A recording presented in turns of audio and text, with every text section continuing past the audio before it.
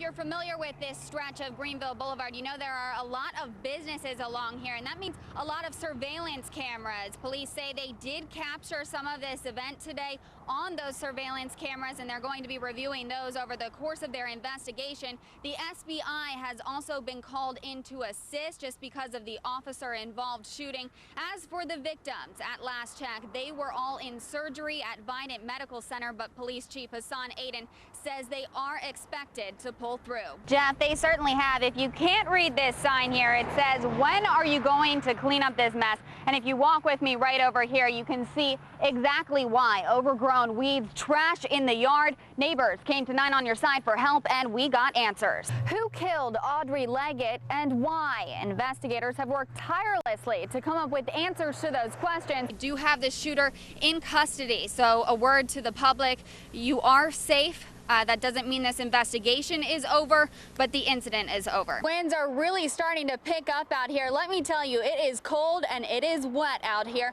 I'm on the sound side, and in a lot of areas around here, there's already a good foot of water above ground, and in many places, it's much worse. There are so many questions and so few answers. Not a day goes by where the investigators, survivors, and the victims' families aren't reminded of these brutal murders. I've actually just moved down. We're on Hooker Boulevard right now, Hooker Road, which is right next to the Walmart.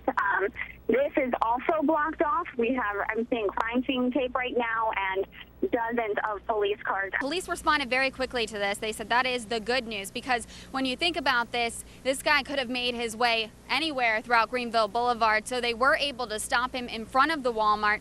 Very quick response there, but when they did stop him, he started firing at the officers. About a week, these streets will be packed with hundreds of people for Halloween, and hundreds of officers will be out here too. A couple brutally assaulted, their attackers still on the loose, but now close to 20 years later, detectives believe they've cracked the case. Conditions were pretty bad at the beach earlier, but now one of the biggest concerns is the rising water levels here Soundside. Corporal Kathy Williams has been with the Greenville Police Department for the last 20 years, and needless to say, she's become family to many of the officers there. So when they found out she was battling a serious form of bone marrow cancer, they jumped at the chance to help. Jeff, the accident actually happened a ways down the highway here, but we had to set up off the side of the road here just because of how dangerous it is. As you can see, I'm wearing my vest, and how fast these cars are actually moving. Deputies say Silva told her children to kill her former in-laws and even sent them a knife to do it. But I talked with Silva's parents today,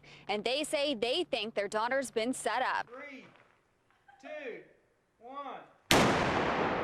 Welcome to Deadwood, a Western theme park and steakhouse located in the heart of Beargrass. But look closer and you'll see an unusual building, a doomsday bunker hidden in the midst of Eastern Carolina's Old West. With the tornadoes in Bertie County and then Hurricane Irene, it just kept getting bigger and bigger and bigger, and it continues to get bigger. I mean, now we're up over 1,500 feet. Owner Derek Price and his father Ira have been working on the project for almost 2 years. I plan on actually using this space. I mean, that was a mandate from my wife. You know, if we couldn't actually use it, there was not any reason to do it. The bullet and fireproof bunker features a fully stocked food room. You are definitely prepared. Check out these shelves. It does tend to fill up pretty fast, you know, especially when you got 3,000 pounds of rice. And a steel trap door. The jaws of life that the local fire guys have got are probably not going to open that up. Hidden in one wall, a hole to the outside designed to fit a torch blower or shotgun perfectly. If the flamethrower doesn't get them, this will. This is actually our secure arms storage here. Of course, what every good redneck needs. Even a secret crawl space. No one would know. No, it's solid concrete. You're safe in here. Then we pop up here in our secret hiding place here.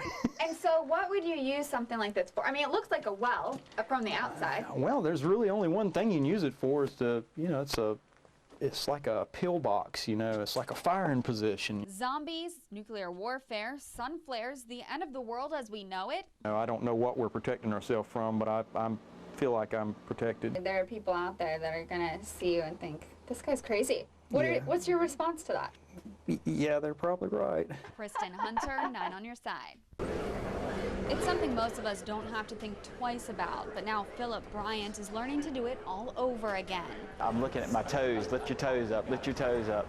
It is amazing how much energy and how much effort it goes just to walk. Bryant's journey started back in January. Everything I'd see on TV, it was just another murder, another raping, another killing, child molester, and it just broke my heart.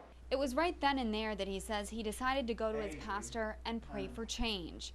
But 2 days later, I was in a wreck, pronounced dead on the scene. A serious car accident left Bryant paralyzed from his stomach down.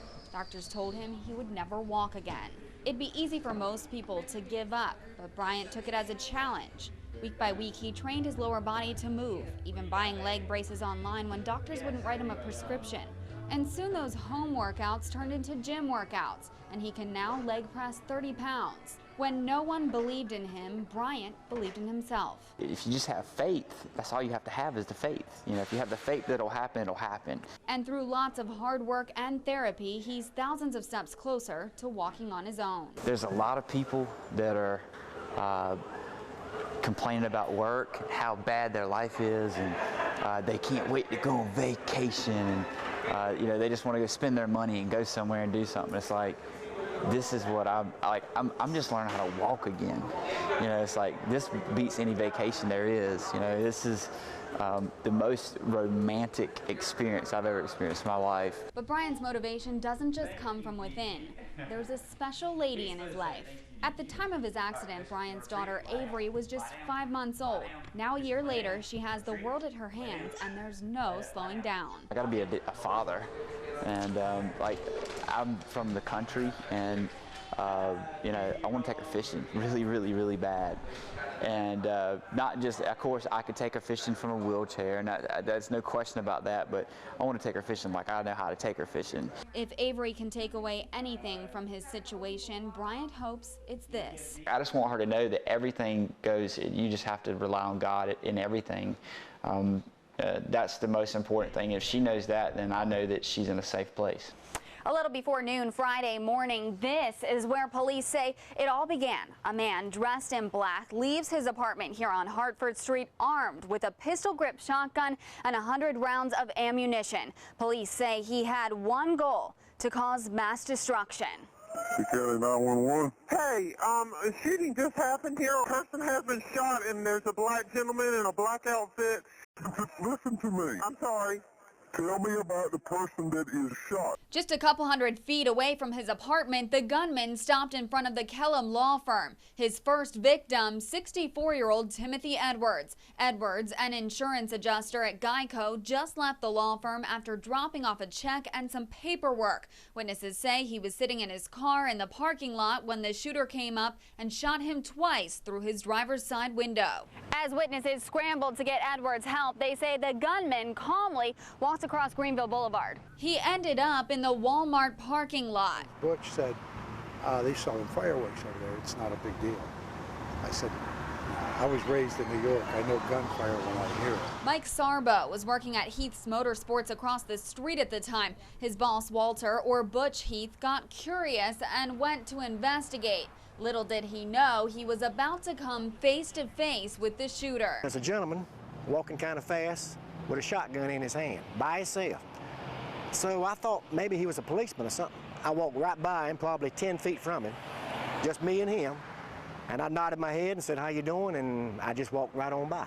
Within minutes, police showed up and found the shooter on Hooker Road. Well, about that time, he comes out over here. And when he comes out right over here, the police pull up over here and they tell him to drop his weapon. And the man just looks at him and starts opening fire on the police. I was watching it the whole time. I'm standing over here about 30 feet from the whole thing. I'm standing right up under no cover or nothing. It's only by the grace of God that I'm here. 2 days after the crime, police revealed the shooter's name, 23-year-old Lakim Faust. Which brings us back here to the 200 block of Hartford Street where Lakim Faust lived. Neighbors watched on as police raided his apartment. A search warrant, 9 on your side, obtained, shows police seized a laptop computer and PlayStation 3 from the apartment. Those devices are going to the FBI. Faust has a checkered past through internet searches, and his birthday, 9 on Your Side, was able to connect him to court records in Maryland, where he faced multiple charges in 2004, including attempted first-degree murder and assault with a deadly weapon. He was just 14 years old at the time. The Pitt County Sheriff's Office denied Faust a gun permit in 2012 because of those charges. Records show he was unemployed and drawing $600 to $700 a month from Social Security. As the victims recover at Vidant Medical Center, an alleged gunman lays in a hospital bed nearby. Nearly a week after the shootings, we return to the scene with Greenville Police Chief Hassan Aiden. Did you ever imagine that you'd be in a situation like this? You know, I've trained for years in how to manage these scenes and how to, I've actually gone through the actual tactical training. I've been on contact teams. I've done all that. You can't ever imagine, but you also cannot be surprised if all of a sudden you're faced with a situation and you're in it. In his 17 years with the Greenville Police Department, Chief Deputy Ted Saul says he's never experienced anything like it. As far-reaching as this event was, and as much as it shakes the foundations of people's emotions, the community has, the outpouring has been tremendous from the law enforcement community, from the Greenville, and I knew I worked for a city that was very warm and welcoming. We have our differences at times in various aspects of what we do, but the city has come together in an unbelievable way. As for Heath, it may seem unusual, but he says he plans to come face to face with the shooter again. When he gets straightened out, yeah, I'm going to see him because I'm kind of curious to know why he didn't shoot me. I hate to say it, the Lord made us all, and no, something like that's not going to intimidate me or scare me in that way, But if it's your time to go, no matter what you go or what you do, it's your time to go. It just won't my time. In the meantime, he's showing his gratitude with a sign. Thanks and God bless the Greenville Police.